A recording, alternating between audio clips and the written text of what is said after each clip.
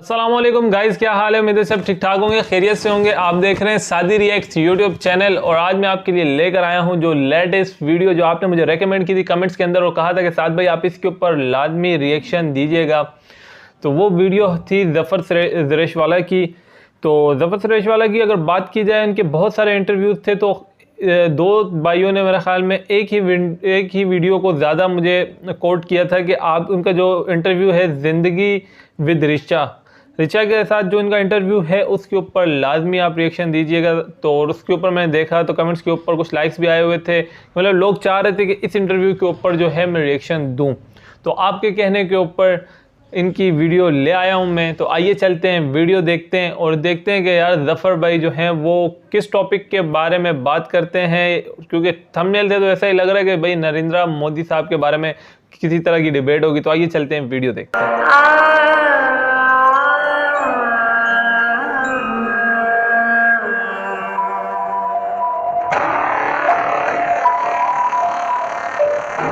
वो था मोदी का विरोधी। गुजरात में जो 2002 में जो दंगे हुए उसमें हमारी फैक्ट्री जो थी वो जल गई, ऑफिस जल गई, घर जल गया था और हम लोग ऑलमोस्ट सड़क पे आ गए थे। खुलकर की मोदी की खिलाफत। इस फसाद में यूँ लगा कि यार इनफ इज इनफ। तो इस बार यूँ लगा कि नहीं यार कुछ करना चाहिए। फिर हुई मोदी से एक मुलाकात। 5th फ्लोर पे मोदी साहब का कमरा था, तो वहाँ खड़े थे मोदी साहब मुझे इस्तेमाल और मेरे गले में हाथ डाला और बोला यार क्या चल, यूं करके उनकी जो स्टाइल है ना। मुलाकात हुई, क्या बात हुई ना उनका मुरीद। तो मैंने कहा सर आप 5 करोड़ जो गुजराती की बात करते हो तो वो 5 करोड़ में हम 50 लाख हैं या नहीं? तुम मेरे हो। उस पर मोदी ने मुझे 20 मिनट तक लेक्चर दिया वहीं। नमस्कार, जिंदगी विद रिचा के कॉन्वर्सेशंस में आज मेरे साथ जुड़ रहे हैं एक ऐसे व्यक्ति जो प्रधानमंत्री नरेंद्र मोदी के बहुत करीबी माने जाते हैं। और आज से नहीं, तब से जब से मोदी जी गुजरात के मुख्यमंत्री थे। हालांकि 2002 के गुजरात दंगों के बाद इन्होंने ही अपना बहुत कुछ गंवाने के बाद मोदी के खिलाफ बाकायदा एक कैंपेन शुरू किया था, सिर्फ देश में नहीं विदेशों में भी। तो फिर ऐसा क्या हुआ कि वही ज़फ़र ज़रेशवाला जो मोदी के बहुत बड़े विरोधी माने जाते थे, वो आज उनके सबसे करीबी माने जाते हैं।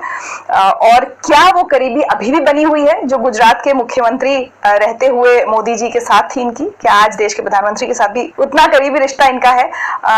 और बहुत सारी बातों पर चर्चा करने के लिए आज ही मेरे साथ जुड़े हैं ज़फ़र साहब। बहुत बहुत स्वागत है जिंदगी विद रिचा में। बहुत बहुत शुक्रिया, आपने मुझे मौका दिया। तो चलिए बात यहीं से सबसे पहले शुरू करते हैं। 2002 में जब गुजरात में दंगे हुए, आपने अपना बहुत कुछ खोया, गंवाया, मेरे ख्याल से फैक्ट्रीज आपकी जला दी गई और आपने एक बड़ा कैंपेन मोदी विरोध में शुरू किया।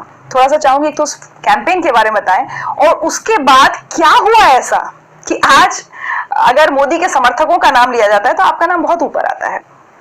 नहीं देखिए, बिल्कुल गुजरात में जो 2002 में जो दंगे हुए उसमें हमारी फैक्ट्री जो थी वो जल गई, ऑफिस जल गई, घर जल गया था और हम लोग ऑलमोस्ट सड़क पे आ गए थे। लेकिन वो पहली बार नहीं हुआ था, इससे पहले भी जो फसाद हुए जितने भी, बल्कि अहमदाबाद में जो फसाद होता था तो सबसे पहले आग लगती थी हमारी फैक्ट्री को। 69 के राइट में, 85 में, 87 में, 90 में, 92 में और फिर ये 2002 में।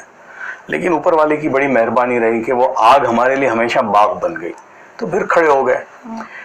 लेकिन ये हुआ कि इस फसाद में यूँ लगा कि यार इनफ इज इनफ, यानी परपेट्रेटर ऑफ द क्राइम जो है, क्योंकि कभी भी किसी फसाद में जो करने वाले थे वो कभी गिरफ्तार हुए नहीं, ना कभी किसी को सजा मिली। तो इस बार यूँ लगा कि नहीं यार कुछ करना चाहिए। तो बोले किससे करें? तो बोले हमने सोचा भाई चीफ मिनिस्टर साहब हैं उनके खिलाफ। तो चूंकि मैं इंग्लैंड में था उस जमाने में, अच्छा, तो हमने उनके खिलाफ एक छोटा शुरू किया, लेकिन वो बात आगे चलकर एक बड़ा वो बन गया और उसमें बहुत सारे लोग जुड़े। हमने बड़ी मूवमेंट की कई शहरों में मोदी साहब के खिलाफ और वहाँ के प्रदर्शन भी किए, इंडियन हाई कमीशन के सामने प्रदर्शन किए। फिर मैंने वहाँ के एमपीज, मेंबर ऑफ पार्लियामेंट, उनको इस्तेमाल किया। हम खुद उस जमाने में वहाँ के जो प्राइम मिनिस्टर थे टोनी ब्लेयर साहब, उनसे हम मिले। फिर लगा कि नहीं, इस तरह इससे नहीं होगा, यानी इनके खिलाफ कोई कार्रवाई भी होनी चाहिए। तो हमने इंटरनेशनल कोर्ट ऑफ जस्टिस में केस फाइल करने की सारी तैयारियां की, और उसमें हमने शेरी बूथ, जो टोनी ब्लेयर जो हैं उनकी अहलिया है, जो बहुत ही मशहूर ह्यूमन राइट्स लॉयर हैं, उनको हमने हायर किया। और सिर्फ यही नहीं, ये सब आप अपनी इंडिविजुअल कैपेसिटी में कर रहे थे या एज एन ऑर्गेनाइजेशन के? नहीं, मैं अपने पैसे खर्च करके करता था ये। एक दूसरा, हमने लंदन हाई कोर्ट में एल के अडवाणी साहब जब होम मिनिस्टर भी थे और डिप्यूटी प्राइम मिनिस्टर थे, तो 2002 मेरे ख्याल से नहीं, उससे पहले मैं अमेरिका भी गया, इसलिए कि जब ये हुआ तो मेरे फादर की एक दोस्त की बीवी थी, वो उस जमाने में अमेरिका की एम्बेसडर थी रोमानिया में। अच्छा। मेरी उनसे बातचीत होती थी, उनका अहमदाबाद में ताल्लुक था क्योंकि उनके हस्बैंड अहमदाबाद से थे। तो मैंने कहा कि भाई, और अमेरिका ने कुछ कहा नहीं था, यानी इतना हुआ, तो मैंने उनसे एक दिन कहा कि यार इतने अगर कुत्ते मर जाते तो अमेरिका शोर मचाता है, यहाँ इंसान मरे और आप खामोश हैं। तो उन्होंने मुझे एक बार कहा कि अच्छा ठीक है। मैंने कहा भाई क्यों कुछ नहीं कर रहे आप? तो कहा कि अच्छा, मैं कॉलिन पॉवेल से, जो अमेरिका के उस जमाने में सेक्रेटरी ऑफ स्टेट थे जी, तो मैं उनसे आपकी मुलाकात करवा सकती हूँ। तो एक दिन उनका फोन आया, गालिबन अप्रैल या मई 2002 में। मैं गया और मैंने बाकायदा एक खत लिखा कि दंगों के जस्ट बाद ही में बात की बात है। हाँ, तो मैंने कहा कि भाई नरेंद्र मोदी साहब को जो है आप इनका वीजा भी रिवोक करो और इनको वीजा दो भी मत। तो उन्होंने तो वो मेरा एक वो बना।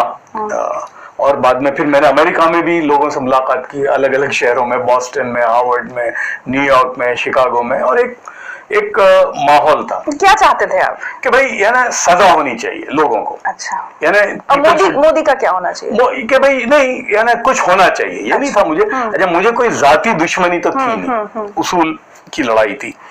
ये सब कुछ किया। और फिर अडवाणी साहब चूंकि होम मिनिस्टर थे, तो पता चला मेरे ख्याल से जून में अडवाणी साहब इंग्लैंड आ रहे थे कोई टेररिज्म की कॉन्फ्रेंस में।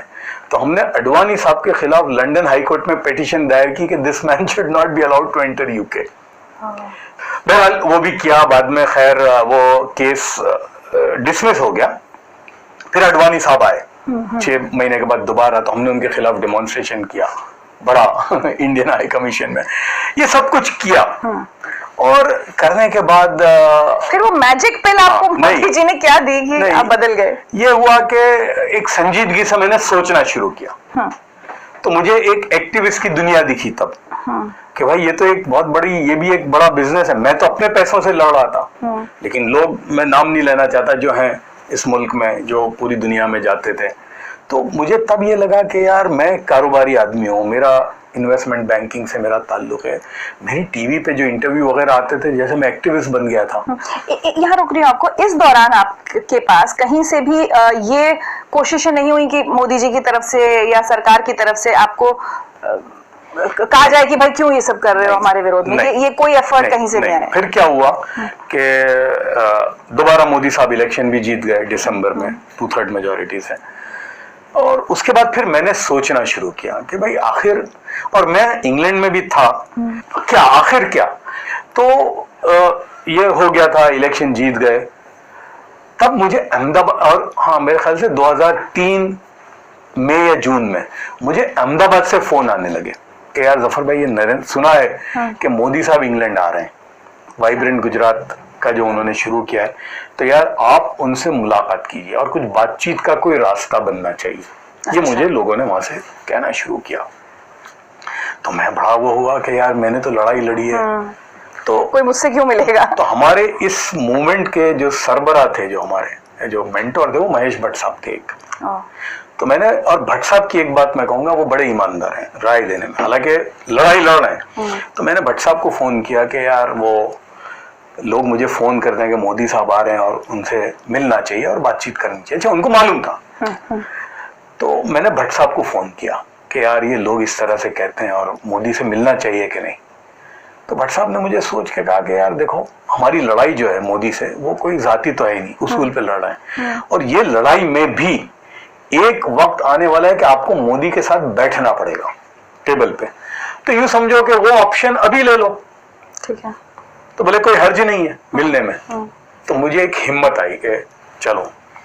फिर 2-3 दिन के बाद मैंने कहा will bell the cat, Modi साहब को बात कौन करेगा। तो मैंने कहा यार भट्ट साहब आप बताओ। तो फिर कुछ दिनों के बाद भट्ट साहब का मुझे फोन आया कि यार मोदी के दोस्त हैं रजत शर्मा, जो मेरे भी दोस्त हैं, मैं रजत से बात करता हूँ। और वहाँ रजत शर्मा आया और उन्होंने मुझे कहा कि भाई तुम एक मेल लिखो। तो मैंने एक मेल लिखा मोदी साहब को और मैंने कहा कि मेरी पहली लाइन थी उस मेल में कि आई एम नॉट एपोलॉजेटिक, मतलब जो अब तक मैंने किया उसके लिए मुझे कोई माफी नहीं, लेकिन मैं समझता हूँ ये भी एक रास्ता है। मैं हिंदुस्तानी हूँ, आप मेरे भी चीफ मिनिस्टर हो और मैं आपसे बात नहीं करूंगा तो किससे करूंगा, तो इसलिए मैं आपसे मिलना चाहता हूँ।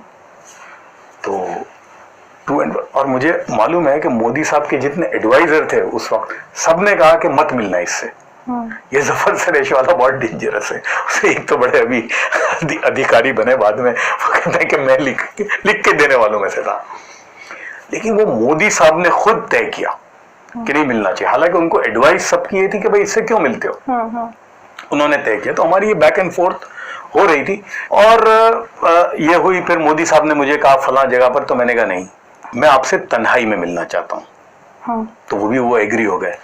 अच्छा, मैंने एक राय तो महेश भट्ट से ली, एक वहां 2 इस्लामिक स्कॉलर हैं पुराने जमाने से जिनसे मेरा ताल्लुक था, हाँ लंदन में। मैंने उनसे पूछा कि मुझे मुसलमानों की राय नहीं चाहिए, मुझे इस्लाम की राय चाहिए। उनके सामने ये सारा था, गुजरात का पस मंजर और सारा। इस पस मंजर में आप मुझे बताइए कि नरेंद्र मोदी से मिलना चाहिए कि नहीं। तो मौलाना याकूब साहब कासमी बड़े पुराने देवबंद के स्कॉलर हैं और एक मौलाना ईसा मंसूरी, दोनों ने मुझे कुरान की 10 आयतें सुनाई और कहा कि अगर मसले को हल करना है तो मिलो और मसला हल नहीं करना तो मत मिलो। तो मुझे एक हिम्मत आई मजहब की भी कि भाई, तो ये हुआ कि जब मिलने का तय हुआ तो मैंने मौलाना ईसा मंसूरी को कहा कि मौलाना बोलना बहुत आसान है, अब आप भी चलो साथ में बोलते हो। तो वो भी साथ में थे और हमारी मुलाकात सेंट जेम्स कोर्ट में हुई। तो मुझे अभी तक याद है कि हम जब सेंट जेम्स कोर्ट में 5 बजे का वक्त था, 17 अगस्त 2003, 5 बजे, हम 4:55 मैं जब फॉयर में था, मुझे महेश भट्ट साहब का फोन आया और मुझे कहा उनकी इनिमिटेबल स्टाइल में, जफर जा रहे हो मोदी से मिलने है। मैंने कहा हाँ। अगर उसकी आंखों में आंखें डालकर तुम ये नहीं बोल सकते there can not be peace without justice तो मत मिलो। मैंने कहा भट्ट साहब पता नहीं चीफ मिनिस्टर है, मैं तो जिंदगी में कभी किसी चीफ मिनिस्टर को मिला ही नहीं हूँ, तो पता नहीं ये 2 मिनट देता है भाई कि 3 मिनट देता है, कोशिश करूंगा। तो बहरहाल हम लिफ्ट में जब पहुंचे 5th फ्लोर पे मोदी साहब का कमरा था, तो वहां खड़े थे मोदी साहब मुझे इस्तकबाल में और मेरे गले में हाथ डाला और बोला यार क्या, चल यूं करके उनकी जो स्टाइल है ना, ठप, चल यार क्या तू भी क्या लगाया तूने। आप डर रहे थे उससे पहले? अच्छा, मैं इतना डर रहा था कि पता नहीं। अच्छा, मैं तो डर रहा था कि यार गुजरात की मतलब वो जो सारा था और मिलोसेविच और क्या क्या उनके ऊपर इल्काब थे लगे हुए, हिटलर, और पता नहीं मेरे घर में मेरी मदर तो नमाज में बैठी थी, मेरी बहन ने रोजा रखा था, पता नहीं मोदी को मिल रहा है क्या होगा। यानी मेरे, अच्छा उससे पहले मुझे बड़ी मुखालिफत हुई लोगों की। जब पता चला कि मैं मिलने वाला हूँ, लोगों ने मुझे आके समझाने लगे इंग्लैंड में। मैंने कहा यार देखो मैं हिंदुस्तानी हूँ, मैं बरतानिया का नहीं हूँ। मैंने कहा आप नहीं जानते, मेरे लिए हिंदुस्तान, लोगों ने बड़ा समझाया। वहाँ पर मुस्लिम काउंसिल ऑफ ब्रिटेन है जो हमारे यहाँ का पर्सनल लॉ बोर्ड है, ऐसा वो MC भी है, उसके लोग मुझे समझाने के लिए आए। लेकिन मैंने तय कर लिया था कि नहीं अब मिलना है, ये तय था। तो बहरहाल लोग डरे हुए थे, लेकिन इन्होंने बिल्कुल हल्का कर दिया मोदी साहब ने और मुझे लेकर गए अपने कमरे में। मुझे अभी तक याद है, स्विंग था, स्वीट था उसमें, स्विंग था उसमें बिठाया और जो सारे बड़े बड़े हिंदुस्तान के, मैं नाम नहीं लेता, जो इंडस्ट्रियलिस्ट है वो सब थे। तो मैंने शुरुआत में मोदी साहब को 2 बातें पूछी। मैंने कहा सर आपके पास वक्त कितना है मेरे लिए? तो मोदी साहब ने कहा जब तक तुम्हारे सारे सवाल और तुमको तसल्ली बख्श जवाब न मिल जावे तब तक। फिर मैंने दूसरा सवाल ये पूछा कि सर आप उस जमाने में वो 5 करोड़ गुजराती की बात करते थे, अभी बाद में 6 करोड़ बोलते थे और अब 135 करोड़ हिंदुस्तानी। तो मैंने कहा सर आप 5 करोड़ जो गुजराती की बात करते हो, तो वो 5 करोड़ में हम 50 लाख हैं या नहीं है? नहीं है तो फिर कोई बात नहीं भाई, हम 2nd क्लास हैं। तो तुम मेरे हो, उस पर मोदी ने मुझे 20 मिनट तक लेक्चर दिया वहीं। कि तुम मेरे हो। बोले मैं, और बोलते गए, ये लाया मैंने साबरमती का पानी, बिल्कुल तुम मेरे हो, मैं तुम चीफ मिनिस्टर तुम्हारा भी हूँ, वोट मत दो ठीक है, लेकिन अब तो मैं चीफ मिनिस्टर तुम्हारा भी और मैं तुम्हारा हूँ। तो यहाँ से हमारी बात शुरू हुई और फिर हमने बड़ी, इट वॉज मतलब नो होल्ड्स बार। हम उनको बोलते गए आपने ये किया वो किया, जो जो सारे इल्जामात उन पर थे। वो कहने लगे नहीं ये गलत है, ये मेरे ऊपर इल्जाम है, ये है। अच्छा, मैं तो फिर भी मोदी साहब को मोदी समझ के बात करता था, यानी यार डर भी था कि भाई मेरा तो घर बार है वहाँ अहमदाबाद में, वापस जाना भी है। मौलाना ईसा मंसूरी साहब तो बिल्कुल, और रजत जी मुझे कहते थे कि यार मौलाना ईसा मंसूरी ने तो मोदी की क्लास लगा दी थी। बड़ी बात यह है कि भाई एक होता है ना, अब मैं दो बातें कहूंगा, आपको हाँ चलो जफर भाई ठीक है। मोदी साहब सुनते रहे, यानी मौलाना ईसा मंसूरी नॉन स्टॉप 35 मिनट तक सुनाई उन्होंने, इंसाफ पर और उस पर, और मोदी साहब सुनते रहे उनकी बात को, और हमने जो भी उनको कहा सब बराबर सुनते रहे, जवाब देते रहे। अच्छा, जो उन पर इल्जाम था कि भाई उनको जरा भी सदमा नहीं है, हमारे सामने दिखाया उन्होंने, बहुत गमगीन थे इस पर जो हुआ उस पर। मुझे आखिर में अच्छा बीच में मुझे याद, एक बहुत बड़े इंडस्ट्रियलिस्ट हैं हिंदुस्तान के, वो यूं घड़ी देख रहे थे, क्योंकि भाई ना आए हैं 5 मिनट 10 मिनट 15 मिनट 20 मिनट, अब 1-1.5 घंटा हो गया था। मोदी साहब ने उसको कहा बैठ जा, अभी क्या है नतीजा वानू अभी कहीं जाना नहीं है, इनके साथ बैठे हैं।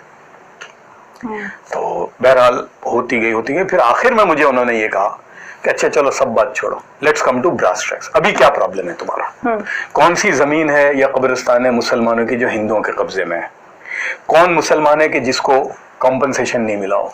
अभी क्या प्रॉब्लम है बताओ मुझे। तो मैंने कहा सर हम तो ये समझ के आए थे, पता नहीं आप 5 मिनट देते हो 10 मिनट, हम तो कुछ मेमोरेंडम में नहीं लेके आए थे। भाई हम तो थे ही नहीं ना सियासी लोग जो नॉर्मली जाते हैं, हम तो पता नहीं आप ये दोगे, हमारे पास तो कुछ वो है नहीं। यूं करके यूं पेपर पे लिखा, बोले ये मेरा नंबर है, मोदी 24/7 अवेलेबल है। अब आप बताइए कि वो आदमी ने मेरी पूरी बात सुनी, गम था उसको, और हाँ ये there can not be peace without justice, आंखों में आंखें डालने का मौका आया। मैंने कहा एक वक्त में, मैंने कहा कि सर आप यहाँ हैं, क्योंकि हाँ हमने उनका हमारे पहले उन्होंने पावर पॉइंट प्रेजेंटेशन किया था ब्रिटिश यूनिवर्सिटी, इसलिए कि वाइब्रेंट गुजरात के लिए आए थे, तो वो मैंने थोड़ा देखा, तो मैंने उस पर उनको शुक्रिया अदा किया कि मैंने आज तक जिस तरह से आपने जो प्रेजेंटेशन किया गुजरात का, तो मैंने आज तक किसी चीफ मिनिस्टर को या किसी हुकूमत वाले को नहीं देखा इस तरह का, ये लेवल का जो उनका पूरा जिस तरह से उन्होंने पावर पॉइंट पे जो एक स्लाइड के साथ किया था। तो मैंने कहा सर आपने बहुत जबरदस्त किया। क्या आपको लगता है कि इस पर आपकी सड़कें बहुत अच्छी हैं, आपका गवर्नेंस बहुत अच्छी है, पावर बहुत अच्छा है, क्या इसी पर लोग गुजरात में लगाएंगे या और भी कुछ चाहिए उनको? तो फ्रेंच विंडो थी और हाइड पार्क दिखता था। बोले नहीं, मोदी साहब ने कहा, बोले जैसा अमन है ना यहाँ इंग्लैंड लंदन में, बोले ये भी चाहिए। तो मैंने कहा, फिर मैंने वहां कहा, मैंने कहा sir can there be peace without justice? क्या इंसाफ के बगैर अमन हो सकता है? तो मोदी साहब ने कहा कि बिल्कुल नहीं हो सकता, और मोदी वादा करता है इंसाफ भी होगा और ये रिपीट नहीं होगा, ये मोदी वादा करता है। और दोनों में मोदी साहब सही रहे, इसलिए कि पहली मर्तबा गुजरात के फसाद में, ये 2002 के बाद 425 हिंदुओं को जेल में गए और कम से कम 90 हिंदुओं को सजा हुई। एक से एक 30 मार खाते जिनको सजा हुई, बड़े नेता थे, बड़े लोगों को हुई सजा, बड़े पुलिस वाले अंदर गए जेल में, वो अलग बात है 9 साल 10 साल के बाद, लेकिन यार इससे पहले कभी भी किसी को सजा ही नहीं हुई थी। तो जब ये बात थी तो फिर मुझे लगा यार अब मैं इस आदमी से क्या लड़ाई लड़ूं, बताइए। और लोगों ने तो पता नहीं क्या क्या निकाल दिया, 2.5 घंटे में क्या डील किए ने कितना किया, और जैसे पता नहीं मैं बिक गया, और हाँ क्या क्या मेरे ऊपर। मैंने कहा ठीक है, लेकिन मैं बिल्कुल तय था मेरे अंदर में कि यही रास्ता है, इसके अलावा कोई और रास्ता नहीं है, और यही टेम्पलेट होगी अब आइंदा। कहीं भी मुसलमानों का या किसी का भी मसला होगा, आपको उसी से बात करनी पड़ेगी जिसके खिलाफ आप लड़ रहे हो। ये मुझे उस दिन तय हो गया कि अब आप मुसलमानों को, चाहे फिर पैलेस्टाइन हो, चाहे कोसोवा हो, चाहे कहीं भी हो, यही रास्ते पर आपको जाना पड़ेगा। फिर आपको उसके बाद अफसोस हुआ कि जो सब किया था कैंपेन वगैरह, नहीं, you still stand by that कि जो किया था ठीक है, वो एक था। और मुझे अफसोस इसलिए नहीं हुआ कि मैं अपने पैसों से लड़ा था, मैंने किसी से चंदा नहीं किया था। फिर क्या हुआ कि जब ये नंबर तो दिया था मोदी साहब ने, अब हमारी तो जेब में, अच्छा उसके बाद तो मुझे 1100 हेट मेल आए, और मेरे से बड़ा काफिर शायद 1400 साल में कोई नहीं गुजरा था। मैंने बर्दाश्त किया सब चीज, तो मुझे लगा कि यही सही रास्ता है। उसके बाद ये हुआ कि अब हम तो कोई रास्ता नहीं रहा। 2 महीने के बाद मैं M1 जो है वहाँ का बहुत ही मशहूर फ्रीवे, उस पर जा रहा था और मेरी जेब में से ये नंबर निकला। तो मैंने कहा यार आज तक तो किसी चीफ मिनिस्टर ने हमारा फ़ोन उठाया नहीं है, लाओ ट्राई करते हैं, नंबर दिया है इन्होंने। तो मैंने फ़ोन किया। तो जब फ़ोन किया तो उनकी ऑफिस में पूछा भाई कौन है, तो मैंने कहा मैं जफ़र सरेशवाला। कौन? मैंने कहा बस इतना है, और मोदी साहब मुझे जानते हैं और मैं इंग्लैंड से बोल रहा हूँ, और बस कोई काम? मैंने कहा नहीं काम तो कुछ नहीं है, उनसे कहना अगर वो वक्त हो तो बात कर लें। मैं समझा पता नहीं। 2 घंटे में फ़ोन आया मोदी साहब का खुद, और कहा यार तूने तो बड़ी देर कर दी, मैंने तो तेरे को नंबर अगस्त में दिया था, तूने अक्टूबर कर लिया। तो मैंने कहा सर मैं तो ये समझता था पता नहीं हमारा कोई फ़ोन उठाएगा या नहीं उठाएगा। तो कहा यूं नहीं, तुम यहाँ कब आते हो, तुम यहाँ हो और बात करते हैं। तो मैं तो 2-2.5 साल से लड़ाई की वजह से मैं हिंदुस्तान भी नहीं जा पाया था। फिर मैं गया और पहली मुलाकात हुई, और वहाँ मेरे साथ लोग आए और उनका कोई मसला था, मुझे याद है हिम्मतनगर वालों का। वहीं मोदी साहब ने फ़ोन किया और उसको निपटाया। तो इनिशियली ये होता था कि लोग इंडिया से मुझे लंदन फ़ोन करते थे, मैं उधर से इनको फ़ोन करता था, और मसले जो उन्होंने कहा था ना भाई, ये एक बात कही थी कि मैं तुम्हारा भी चीफ मिनिस्टर हूँ, भले वोट मत दो मुझे, यार अपना काम तो करवाओ मुझसे। तो ये एक सिलसिला बना, और ये फिर मुझे लगा कि, और मैं एक किस्म का I became a bridge between the community and Modi's administration. और मैं बहुत ईमानदारी से और बिल्कुल इंसाफ से कहूँगा कि वो जो गुजरात में 11 साल, उसके बाद फिर मैं हिंदुस्तान वापस आ गया। मुझे लगा कि यार, क्योंकि फिर वो इतने काम आ गए कि मैंने अपनी रेसिडेंसी छोड़ दी। तो मैंने तो इंग्लैंड का वीज़ा छोड़ा है ना। मुझसे लोग सवाल करते हैं यार इंग्लैंड के लिए लाइन लगती है, अगर कोई इमाम साहब को भी मिलता हो ना ग्रीन कार्ड तो जाएंगे, मैं तो वो छोड़ के आया हूँ यहाँ पर। तो उसके बाद मुझे ये लगा कि, और वो 11 साल जो 2003 से 14 तक, मैं 2005 में जब मैं वापस आ गया, मुसलमानों के मसले हम लेके जाते थे और सॉल्व। मुझे एक बार याद है कि हमने कहा कि यार ये डेवलपमेंट जैसे शुरू हुआ है, जो ये इनका सबसे पहले ये जो रिवर फ्रंट, तो उस वक्त ये था कि पता नहीं मुसलमान इलाकों में रिवर फ्रंट नहीं आएगा, आया। हर इलाके को आज टच करता है, जितनी मुस्लिम डोमिनेटेड एरियाज हैं वो सब करता है। इतना हुआ कि देखिए गुजरात का मुसलमान जो है ना, उसको अब मोदी से कोई ऐसा वो नहीं है। 2012 का जो इलेक्शन हुआ जिसमें मोदी साहब तीसरी बार जीत कर आए, तो 30% मुसलमानों ने मोदी को वोट किया है। उसके बाद 2014 में जितने मुसलमानों के वोट मिले वाजपेयी साहब को नहीं मिले थे। तो वो मोदी साहब, यानी मुसलमानों को जो प्रॉब्लम था ना वो बीजेपी से था, मोदी से नहीं था। अभी भी जो प्रॉब्लम है वो बीजेपी से ज्यादा, या बीजेपी के वो जो एक उनकी जो वो बयानबाजी करने वाले नेता जो है उनसे, मोदी साहब से नहीं था। तो उन्होंने काम मुसलमानों के बहुत किए। मैं कम से कम 7 साल में, यानी 2005 से लेकर 9 साल में, मैं कम से कम 250 ग्रुप्स को अपने मसलों को लेकर मोदी साहब के पास गए हूँ, और ऐसे ऐसे काम किए। मुझे एक कांग्रेस के वरिष्ठ नेता, जब हम एक मसले को लेकर गए तो मुझे कहने लगे, बोले कांग्रेस का कोई चीफ मिनिस्टर पहली बात तो इतना वक्त नहीं देगा मुसलमानों को, और जो मोदी ने किया ये पॉसिबल ही नहीं है कि कर सकता है।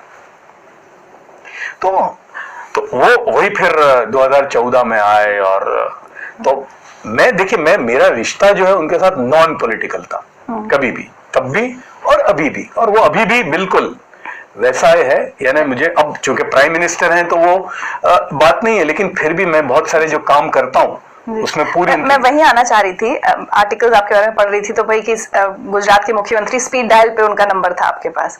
आज क्या देश के प्रधानमंत्री से आपका वैसा रिश्ता है? क्योंकि बीच में कई इंटरव्यूज ऐसे आए जहां पर मतलब हेडलाइन ही ये बनाई गई कि जफर सरेशवाला ने कहा है कि मोदी ने मेरा इस्तेमाल किया जब उन्हें जरूरत थी, अब मैं वैसा नहीं हूँ, अब मोदी के आसपास दूसरे लोग हैं। तो अब एग्जैक्टली आपका रिश्ता प्रधानमंत्री नरेंद्र मोदी से कैसा है? जो आप इंटरव्यू जिसका कह रहे हैं ना वो हेडलाइन है, मैं तो खुद मैंने 10 बार सुना, कहीं पर भी आपने सुना वो इंटरव्यू में मैंने कहीं पर भी नहीं बोला कि उन्होंने मुझे इस्तेमाल किया या मैं इस्तेमाल हुआ। उसके आगे पे कई प्रिंट आर्टिकल्स भी हैं जहां पर ये है कि मोदी यूज्ड मी, क्या था? हाँ वो लिखा है।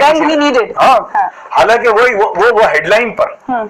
अच्छा मैंने क्या किया वो जैसे इंटरव्यू की हेडलाइन आई, मैंने इमीडिएटली मोदी साहब को ये इंटरव्यू भेजा और मैंने कहा आप जरा सुनिए, और फिर तो मुझे जवाब आया वहां से। बल्कि उनके बहुत ही जो पूरा संभालता हूँ, कहते हैं यार कमाल है इस मुल्क में, मतलब जो चीज बोली ही नहीं है वो हेडलाइन डाली और उस पर से कुछ अखबार वालों ने कहीं ना कहीं जब मैं सुन रही थी तो आपकी बातों से ये तो लग रहा था कि रिश्ता था, वो था ज्यादा लग रहा था। तो अब मैं समझना चाह रही हूँ हमारे सब व्यूअर्स के लिए कि आज जफर सरेशवाला का रिश्ता प्रधानमंत्री नरेंद्र मोदी से कैसा है। बिल्कुल, देखिए यार अब रिश्ते के लिए कोई जरूरी नहीं है कि मैं रोज वहां जाऊं या मिलूं। वो एक चीफ मिनिस्टर थे, लेकिन जैसे मैं ये तालीम और तरबियत का मैं पूरा जो प्रोग्राम कर रहा हूँ, बात करेंगे, हम जो कर रहे हैं, तो वो सरकार, भाई देखिए सरकार है तो सरकार का पूरा पूरा सपोर्ट है। जो काम करते हैं हम लोग, जो वर्कशॉप चलाते हैं फाइनेंशियल लिटरेसी की, कैपिटल मार्केट की, एंटरप्रेन्योरशिप की, हर जगह आपने देखा उनके मंत्री आते हैं। आप मुझे बताइए कि मेरे प्रोग्राम में मोदी साहब के कैबिनेट मिनिस्टर अगर मेरा उनसे रिश्ता ना हो तो आएंगे? ये बैंक वाले सपोर्ट करेंगे? और क्योंकि मैं कोई और, मेरा जाति तो ना तब था ना अभी है, तब भी लोगों के ही मसले लेके जाता था मैं, और अब भी मैं लेके जाता हूँ। ऐसा कुछ भी नहीं है, क्योंकि मेरा पहले भी जो ताल्लुक था आज भी वैसा ही है। यानी अगर मुझे जरूरत पड़ी, अल्लाह ना करे। तो गाइस ये थी वीडियो यार जफर सरेशवाला की, और बहुत ही मतलब स्टोरी जो इन्होंने सुनाई स्टार्ट से लेकर एंड तक, बहुत ही मतलब देखा जाए तो ज़बरदस्त स्टोरी थी। इससे हमें बहुत कुछ सीखने को मिलता है इनकी स्टोरी से, कि जिस तरीके से इन्होंने बताया कि 2002 के दंगों के बाद मैं इंग्लैंड चला गया, वहाँ से पूरी कैंपेन चलाई, इनकी मुखालफत की, जिस फोरम तक में मेरी मतलब पहुँच थी वहाँ तक मैंने इनकी मुखालफत की। लेकिन फिर इन्होंने बताया कि जब मोदी साहब से मुलाकात का मौका आया, इंग्लैंड के अंदर मुलाकात हुई, और मुलाकात के बाद जब मैंने नोट किया कि यार मेरा जो कॉन्सेप्ट था नरेंद्र मोदी के ख़िलाफ़ या उनकी पार्टी के ख़िलाफ़, वो थोड़ा सा गलत था। और फिर इन्होंने बताया कि यार नरेंद्र मोदी ने किस तरीके से इनको हक किया, हत्ता कि जो आपका हरीफ मुखालिफ होता है, जो आपके ख़िलाफ़ इतना मतलब ख़िलाफ़ हो कि बाहर आपके ख़िलाफ़ पूरी कैंपेन चला रहा हो और एक मतलब पूरी कम्युनिटी को अपने साथ लेके चल रहा हो, उससे इस तरीके से मुलाकात करना बड़ा मुश्किल होता है। फर्स्ट मुलाकात अगले को इतनी इज्जत देना, बल्कि रिसीव करने के लिए अगले के मतलब अपने गेट पे खड़े हो जाना कि यार अगला आ रहा है तो गेट पे खड़े होकर उसको रिसीव किया, उसको इज़्ज़त दी। तो लेकिन यही बात ये कह रहे हैं कि जो उन्होंने मुझे इज़्ज़त दी पहली दफ़ा में, वो मेरे लिए शायद टर्निंग पॉइंट था, जहाँ तक मुझे इस वीडियो से समझ आई है। तो और मैं परेशान हो गया कि यार एक चीफ़ मिनिस्टर जिसके पास बड़े बड़े गुजरात के इंडस्ट्रियलिस्ट और बड़े बड़े मतलब मालदार लोग, सेठ जो के बाहर होते हैं या गुजरात से भी आते हैं, क्योंकि चीफ़ मिनिस्टर से हर बंदे की मिलने की ख्वाहिश होती है। हर बंदा चाहता है कि यार मेरे डायरेक्ट ताल्लुकात चीफ़ मिनिस्टर से, कोई भी काम फंसे चले मैं चीफ़ मिनिस्टर के पास जाऊं और डायरेक्ट मेरा काम हो जाए। तो बोला इतने लोगों की मौजूदगी में मुझे और मौलाना साहब को इन्होंने बताया, मौलाना भी मेरे साथ थे, हमें 1.5 से 2 घंटे उन्होंने मुतमईन बिठाया, हमसे बात की, हमारे सवालात का जवाब दिया, और जिस मतलब ज़बरदस्त तरीके से कॉन्फिडेंस से उन्होंने जवाब दिया, वो चीज़ हमारे लिए बहुत ज़्यादा टर्निंग पॉइंट थी। फिर इन्होंने बताया जफ़र भाई ने कि उसके बाद जो उन्होंने स्टोरी सुनाई कि भाई गुजरात में आए, गुजरात में फिर मुलाकात हुई, फिर कम्युनिटी के मसाइल लेकर गए। देखें मैं समझता हूँ, देखें जब जो कोई सियासी जमात होती है, कोई भी हो, चाहे बीजेपी हो, चाहे कांग्रेस हो, चाहे AMIM हो, चाहे आम आदमी पार्टी हो, कोई भी पार्टी जो कि मतलब सियासी पार्टी होती है, उसमें हर तरह के लोग होते हैं, मुस्लिम्स भी होंगे, हर तरह के, हिंदू, क्रिश्चियंस, जैन, बुद्धिस्ट, यहूदी, ईसाई, मतलब सब भाई। और इन्होंने जब बताया सब, अच्छा इनकी स्टोरी जो थी ना वो थोड़ी सी और मुसलमानों से अलग थी, और ये वाहिद मुसलमान थे मेरे ख्याल में जो कि मतलब इस तरीके से उभर के सामने आए, मीडिया ने इनको उस तरीके से कवरेज दी, क्योंकि ये पहले भी जब मुखालफत में थे तब भी मीडिया इनको कवरेज दे रहा था, जब ये हामी बने तो फिर भी मीडिया ने कहा कि यार कल तक तो आप मुखालफत कर रहे थे, अब ये तो बताएं कि अब चेंज कैसे हुए। असल बात तो यहाँ पे कि जो चेंज हुए, जब मुखालफत से आप हामी बने, आप पहले मुखालफत कर रहे थे अब हामी बन गए, अब बताएं भाई स्टोरी क्या है असल।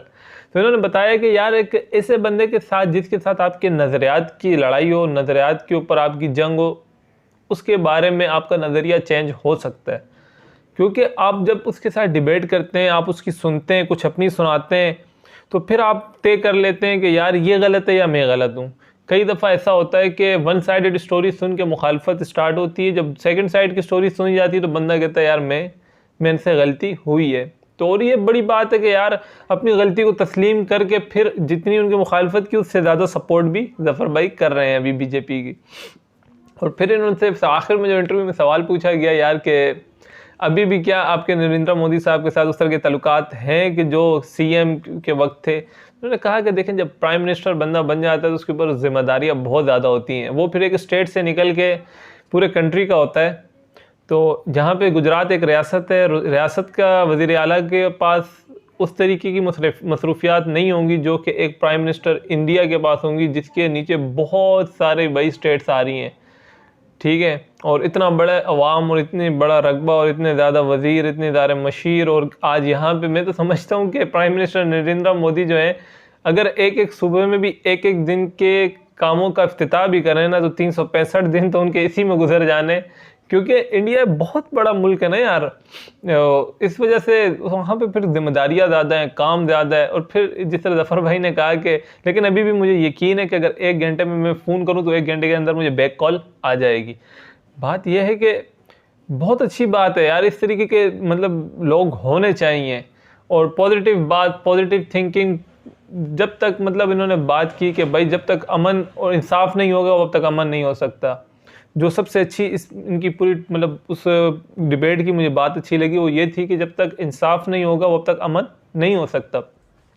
और उसके लिए जिस तरह इन्होंने बताया कि भाई गुजरात दंगों में जो लोग मुलविस थे 90 बंदों को उन्होंने भाई सज़ा दिलवाई, जो कि चुनिंदा जिन्हें मतलब आप कह सकते हैं कि हेड्स थे उन दंगों के। देखिए कोई भी अगर किसी तरीके का दंगा होता है, फसाद होता है, लड़ाई होती है, मैं नहीं समझता कि उसके अंदर कोई ऐसा मैच्योर पॉलिटिशियन शामिल होगा जो कि अपनी सियासत को गंदा करेगा। मैच्योर लोग नहीं होते ऐसे। इस तरह के फसाद में जो है ना वो मतलब अफवाहें ज़्यादा होती हैं, अफवाहों की बुनियाद पे इस तरह के फसादात ज़्यादा होते हैं। रियलिटी कुछ और होती है और लोग कुछ और बताते हैं।